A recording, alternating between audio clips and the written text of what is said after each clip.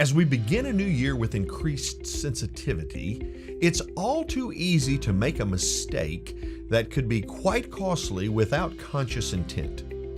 20 years with NSA and a voice that is so awesome to hear, Alan Stevens is my guest, and he shares his wisdom with us on VOE regarding how to maintain your reputation and so much more, like tips on international speaking. And now, here's Alan. You talk about a number of things. I'm kind of interested in the age in which we're in, where anybody could record anything, and we're so sensitive. How do we really preserve our reputations without losing the character of who we are? Well, it's a very good question, Chuck, and it's obviously reputation is my specialist area, so I talk about this a lot and have been for many years. Reputation it's a fragile thing.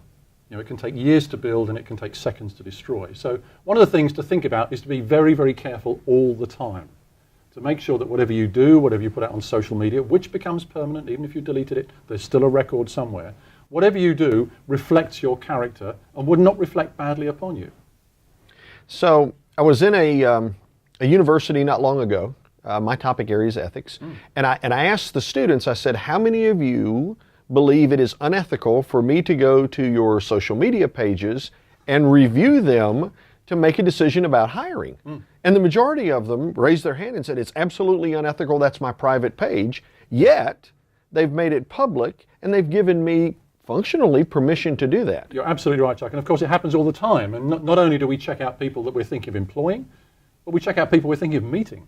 I mean, all the time, whenever you meet somebody, whenever any of us meet somebody, we check out their LinkedIn profile, or we see what they're doing on Facebook. We might even check out a few tweets. That's how we form an impression of people these days. And it's very, very important that when we do that, we get an impression of the person that we're going to meet. And how shocking it would be to look at somebody's LinkedIn profile and then meet somebody completely different. Even the avatar picture may not reflect them as they are now. Alan, I'm not even sure how to exactly ask this question, but it seems like each generation has a lens through which they view what's acceptable. Yes, of course.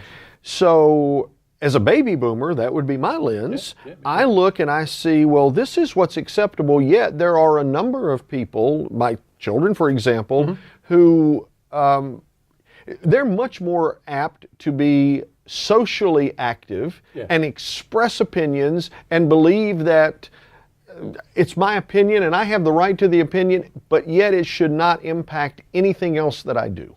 Well, again, a very interesting point. And I tend to the view that we are one person, we are one whole, and therefore to try and separate, as we used to do, back in our day, you wouldn't try and mix social and business.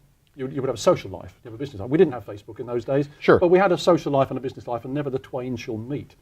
But these days, it's much more a whole. I mean, I don't have separate feeds for business and social. I'm just me, and people buy me, because as a speaker, people buy who we are. They buy what we talk about, but mostly they buy who we are. And I think this generation and perhaps subsequent generations are perhaps more aware of that. It's quite interesting that people tend to disparage what's happening at the moment. I kind of relish it. I think I like the way this sort of thing works. And I think the fact that you can put out something that represents who you are, and we can all do that, regardless of what generation we're from, regardless of what age we are, I think that reflects well on us.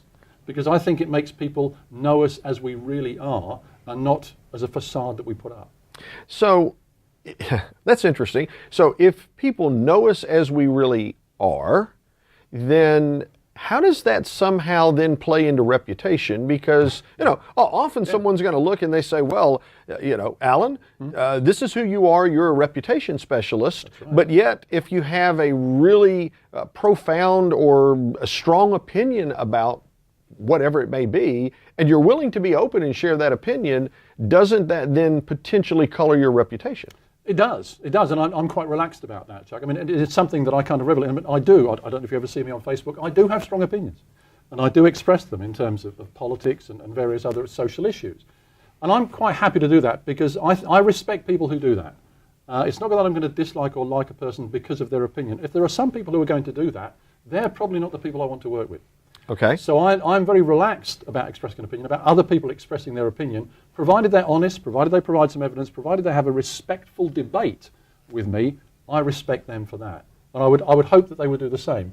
So when I'm looking to work with clients, if a client says to me, I don't like an opinion expressed about whatever, it doesn't matter, I'm not prepared to work with you, and I say, that's fine. That's fine. We're probably not a good fit. We're probably not the right sort of people to work together if that's a concern that would stop you from hiring me, for example. So I'm relaxed about that. For the people who are listening to VOE, Yes. which is going to really span the gambit of folks who just got started with NSA or people who are in the Speaker Hall of Fame, if there were to be one or two very specific tips that you would say to someone, you really need to pay attention and watch this, it's a minefield, what would those be? I would say always be respectful. Always be respectful of others' opinions and be respectful of others. And it's never about the individual. I mean, I have strong opinions, but I would never express them about an individual because I usually don't know them on Facebook or LinkedIn or something like that. I think it's absolutely fine to have strong opinions. It's fine to be consistent. And that's another very, very important point, consistency. If you're consistent about your approach, you become authentic. And if you're authentic, you offer evidence for your opinion. And I respect somebody who has a strong opinion provided they're authentic and they offer some evidence. I may not agree, but that's absolutely fine. So I would say to people, be consistent, know what you're about. So it's an internal thing first before it becomes external. Know what you're about, express yourself honestly and fairly, never, ever issue a personal insult. I think that's an absolute golden rule.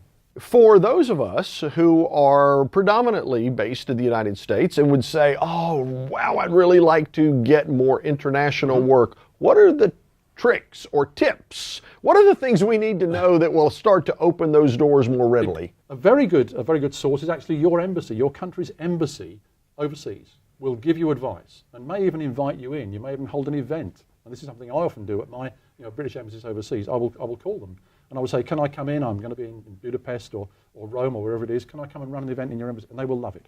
So that gives you a chance to actually create something in a country which will bring people in. Very fascinating. Alan, you had a post on Facebook.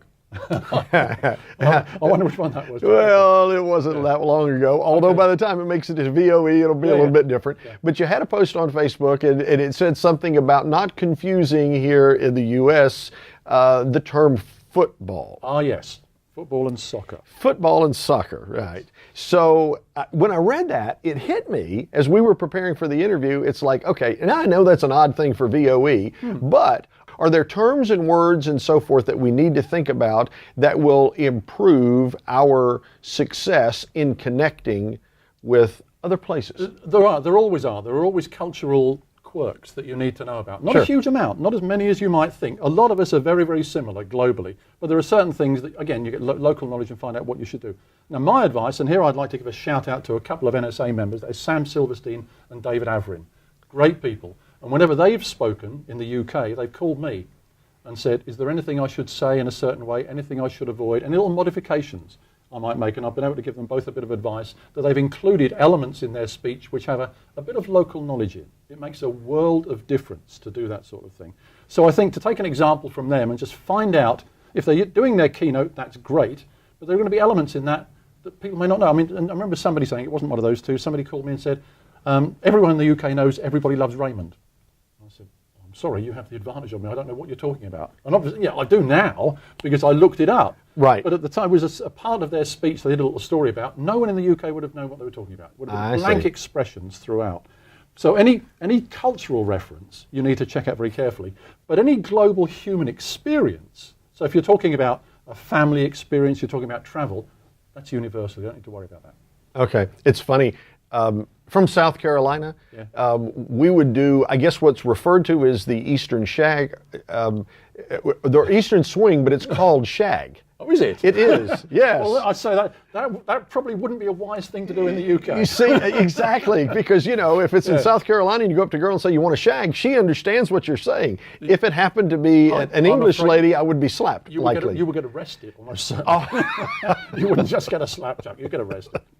Well, that's sad. So now you know. So now people watching this and listening to this know they know not to say that. And they know it's a dance in South Carolina. Yeah. Yes, absolutely. So let me ask you this question. Having been at NSA for 20 years, if you were to take Alan today, I'm going to call this experienced Alan, okay, and to look back at Alan 20 years ago, what one or two things would you tell 20-year younger Alan not to do? First thing I'd say is don't try and generalize. Don't try and spread yourself too thin. Don't say, I'm a speaker, let me find a topic to speak about. You're only ready to be a speaker when you know what your topic is. Okay. That pick a lane thing that we're always being told to do. I think that's really, really important to focus on what you do. And the second thing is keep current. I see a lot of people who are delivering the same material over and over again, which is fine, and it works, but it gradually atrophies, it gradually fades away. The important thing is to always be learning. And the one thing that I say, the tip I always give people at conferences, whether here at NSA or anywhere else, teach somebody something and learn something every day. Thank you, Alan, so much for being here and for the great information. And I will be much more cognizant of some of the terms that I use because you have clearly made that something that strikes me. Thank you.